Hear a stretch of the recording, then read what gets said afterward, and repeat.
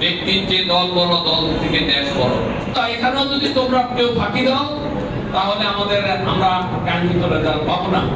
আর একবার যদি আমাদের রেজাল্ট খারাপ হয় তাহলে আমরা তারেক রহমানকেও আমরা প্রধানমন্ত্রী চেয়ারে বসাতে পারবো না। আগামী ফেব্রুয়ারি মাসের প্রথম সপ্তাহে ত্রয়োদশ জাতীয় নির্বাচন অনুষ্ঠিত হবে। এখানে জেলার বিভিন্ন উপজেলা থেকে, পৌরসভা থেকে নেতৃবৃন্দরা উপস্থিত হয়েছে। সকলের উদ্দেশ্যে একটি কথা, আমাদের প্রিয় নেত্রী বেগম খালেদা জিয়া, আমাদের প্রিয় নেতা তারেক রহমান যাকেই মনোনয়ন দিয়েছে, তোমরা সকলেই তার জন্য কাজ করবা। ব্যক্তির যে দল বড়, দল থেকে দেশ বড়। অনেককে ভালোবাসার আছে, বিভিন্ন কারণে ভালোবাসার লোক না পেলেও যারা পেয়েছেন তাদের জন্য তোমাদেরকে অক্লান্ত পরিশ্রম করতে হবে। ছাত্রদল 17 বছর মাঠে পরিশ্রম করেছে। আমি নিজে চাঁদপুর জেলার সাক্ষী। আমি নিজে বিভিন্ন ইউনিটে আমি টেলিফোন করতাম যে ছাত্রদল যেন অন্তত একটা মিছিল করে। প্রতিটা সময় 10 জন হলো ছাত্রদল নেমে একটি মিছিল করেছে। অনেক প্রতিকূলতা পার করেছে ছাত্রদল।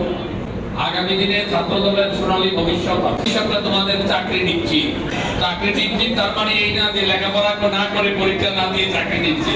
পড়ালেখা করতে হবে, পড়ালেখার পাশাপাশি তোমাদেরকে ছাত্রদলের রাজনীতিতে সক্রিয়ভাবে ভূমিকা রাখতে হবে।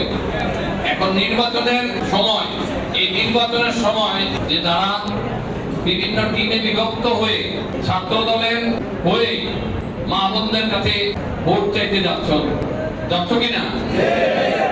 আমরা ট্রেনিং করাচ্ছি এবং এই কনসেপ্টটা আমাদের নেতা তারেক রহমানও ভালোভাবে নিয়েছে।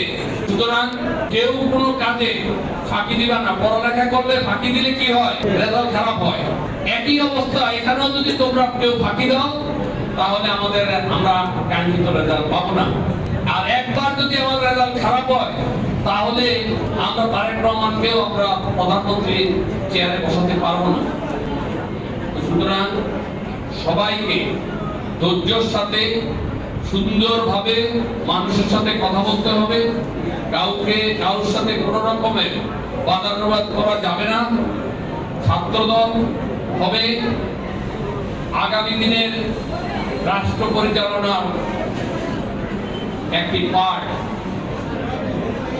সেই পার্টে তোমরা অংশগ্রহণ করবা।